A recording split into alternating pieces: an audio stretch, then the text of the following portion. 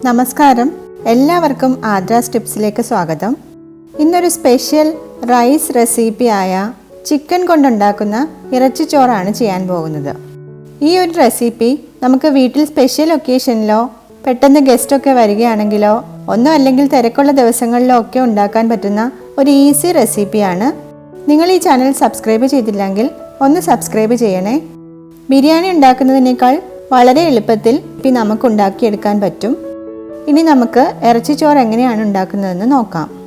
അതിനുവേണ്ടി 1 kilo chicken clean ചെയ്ത് ഇവിടെ എടുത്ത് വെച്ചിട്ടുണ്ട്. ഇത് സാധാരണ പീസാക്കി എടുത്ത ചിക്കനാണ്. ഇതിലേക്ക് 250 മില്ലിയുടെ കപ്പിൽ 2 കപ്പ് ബിരിയാണി അരി എടുത്തിട്ടുണ്ട്. ഇത് ചെറിയ ജീരകശാല അരിയാണ്. നിങ്ങളുടെ കയ്യിലുള്ള ഏത് ടൈപ്പ് ബിരിയാണി അരിയും ഇതിലേക്ക് ഉപയോഗിക്കാം. അരി നന്നായി കഴുകി വെള്ളം പോകാൻ വെക്കുക.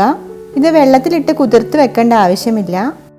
ഇനി ഇതിലേക്ക് വേണ്ടുന്ന മറ്റു ചേരുവകൾ എന്തൊക്കെയാണെന്ന് നോക്കാം. 2 മീഡിയം സൈസ്ഡ് സവോള, 1 വലിയ തക്കാളി, ചെറിയ തക്കാളിയാണെങ്കിൽ 2 എണ്ണം, ഇവ ചെറുതായി അരിഞ്ഞു വെച്ചിട്ടുണ്ട്. സവോള നൈസാക്കി അരിയേണ്ട ആവശ്യമില്ല.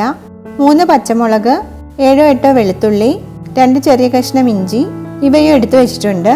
നിങ്ങളുടെ എരിവിനനുസരിച്ച് പച്ചമുളക് ചേർത്ത് കൊടുക്കാം. ഇതെല്ലാം കൂടി ഒന്ന് മിക്സിയിലേക്ക് ഇട്ട് കൊടുക്കുന്നുണ്ട്. ഇതൊന്ന് ചതച്ചെടുത്താൽ മതി. അധികം അരിഞ്ഞു പോകണ്ട, ഈ ഒരു പരുവത്തിൽ ചതച്ചെടുത്താൽ മതി. ഇനി നമുക്ക് കുക്കിങ്ങിലേക്ക് കടക്കാം. അതിനുവേണ്ടി ഒരു വലിയ പാൻ അടുപ്പത്ത് വെച്ചിട്ടുണ്ട്. നമ്മൾ ഈ ഒരു പാത്രത്തിലേക്ക് തന്നെയാണ് അരിയും ഇട്ട് കൊടുക്കുന്നത്. അതുകൊണ്ട് അതിനും കൂടി വേണ്ടി സൈസുള്ള ഒരു പാൻ എടുക്കാൻ ശ്രദ്ധിക്കണം. ഇതിലേക്ക് 1 ടീസ്പൂൺ നെയ്യ് ചേർത്ത് കൊടുക്കാം. 3 ടീസ്പൂൺ വെളിച്ചെണ്ണയും ചേർക്കുന്നുണ്ട്. കൂടുതൽ ടേസ്റ്റ് വേണമെന്നുണ്ടെങ്കിൽ കൂടുതൽ നെയ്യ് ചേർത്ത് കൊടുക്കാം. എണ്ണ ചൂടാകുമ്പോൾ 3 ഏലക്ക, 5-6 ഗ്രാമ്പൂ, 2 ചെറിയ പീസ് കറുകപ്പട്ട, 3/4 ടീസ്പൂൺ പെരിഞ്ജീരകം, 1 ബേ ലീഫ് ചെറുതാക്കിയത്, ഇവ ചേർത്ത് കൊടുക്കാം. ഇതൊന്ന് ചെറുതായി മൂപ്പിച്ചെടുക്കാം. ഇനി നമുക്ക് അരിഞ്ഞു വെച്ചിരിക്കുന്ന സവോള ഇട്ട് കൊടുക്കാം. വേഗം വഴണ്ട് വരാൻ വേണ്ടി 1 ടീസ്പൂൺ ഉപ്പും കൂടി ചേർത്ത് കൊടുക്കാം. ഇനി ഇതൊന്ന് നന്നായി വഴറ്റിയെടുക്കാം. ഗോൾഡൻ ബ്രൗൺ കളറൊന്നും ആവേണ്ട ആവശ്യമില്ല. ഒന്ന് കുറച്ച് ട്രാൻസ്പെറൻ്റ് ആയി കിട്ടിയാൽ മതി. ഇപ്പോൾ ഇത് അത്യാവശ്യം വഴണ്ട് വന്നിട്ടുണ്ട്. ഈ സമയത്ത് നമ്മൾ ചതച്ച് വെച്ച ഇഞ്ചി, വെളുത്തുള്ളി, പച്ചമുളക് ഇവ ചേർത്ത് കൊടുക്കുന്നുണ്ട്.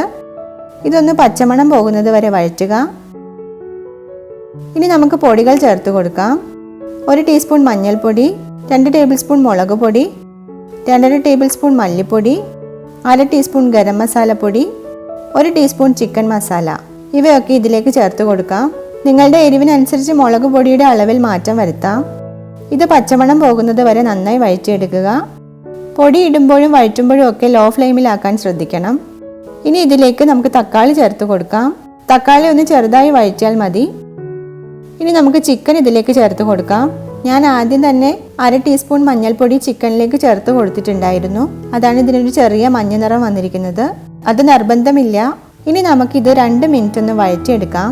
ഇപ്പോൾ ചിക്കനൊക്കെ നന്നായി മസാലയിൽ മിക്സ് ആയിട്ടുണ്ട്. ഇനി ഇതൊന്ന് അടച്ചു വെച്ച് 2 മിനിറ്റ് മീഡിയം ഫ്ലെയിമിൽ വേവിക്കാം. ഇതൊന്ന് ചെറുതായി മിക്സാക്കി എടുക്കുക.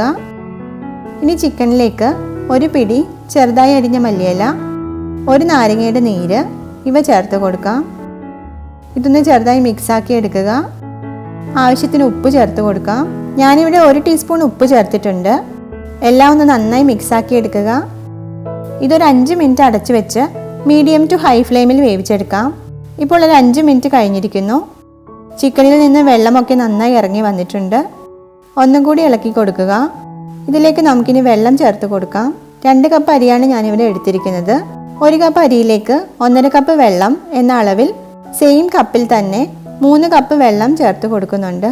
2 ടീസ്പൂൺ ഉപ്പും കൂടി ഇതിലേക്ക് ചേർത്ത് കൊടുക്കുന്നുണ്ട്. ഇതൊന്ന് നന്നായി മിക്സ് ആക്കുക. ഉപ്പ് ചേർത്ത ശേഷം ഒന്ന് ടേസ്റ്റ് ചെയ്ത് നോക്കണം. ഉപ്പ് വെള്ളത്തിൽ കുറച്ച് കൂടി നിൽക്കണം. ആ ഒരു അളവിൽ ഉപ്പ് ചേർത്ത് കൊടുക്കുക. ഇപ്പോൾ നമ്മുടെ ഉപ്പൊക്കെ കറക്റ്റ് ആയിട്ടുണ്ട്. ഇനി വെള്ളം ഒന്ന് തിളച്ച് വരണം. ഇതൊന്ന് അടച്ച് വെക്കുക.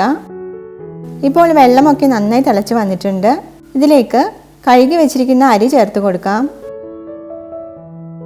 അരി ഇട്ട ശേഷം ഒന്ന് നന്നായി മിക്സ് ആക്കുക. അടച്ചു വെച്ച് ഒരു 10 മുതൽ 15 മിനിറ്റ് വരെ വേവിക്കാം. ഇടയ്ക്കൊക്കെ തുറന്ന് നോക്കി ഒന്ന് മിക്സാക്കി കൊടുക്കണം. മസാലയൊക്കെ ചോറിൽ നന്നായി മിക്സ് ആവണം. ഇളക്കി കഴിഞ്ഞ ശേഷം ചോറൊക്കെ ഒന്ന് ടൈറ്റ് ആക്കി അടച്ചു വെക്കുക. വെള്ളമൊക്കെ വറ്റി തുടങ്ങിയിട്ടുണ്ട്. ഒന്നും കൂടെ ഇളക്കി അടച്ച് വെക്കുക. ഇപ്പോൾ അത്യാവശ്യം വെള്ളം നന്നായി വറ്റിയിട്ടുണ്ട്. ഇതൊന്ന് മിക്സ് ചെയ്ത് കൊടുക്കാം. ചിക്കനൊക്കെ നന്നായി വെന്തിട്ടുണ്ട്. ചോറ് കുറച്ചും കൂടി വേവാനുണ്ട്. ഇവിടെ എല്ലായിടത്തും മസാലയൊക്കെ നന്നായിട്ട് ആയിട്ടുണ്ട്. ഈ ഒരു പരുവത്തിൽ തീ ലോ ഫ്ലെയിമിലാക്കാം. ഒരു 10 മിനിറ്റ് ഏറ്റവും ലോ ഫ്ലെയിമിൽ അടച്ചു വെച്ച് വേവിക്കാം. ഇപ്പോൾ 10 മിനിറ്റ് ആയിട്ടുണ്ട്. നമുക്കൊന്ന് തുറന്ന് നോക്കാം. ചോറൊക്കെ പാകത്തിന് വെന്തിട്ടുണ്ട്.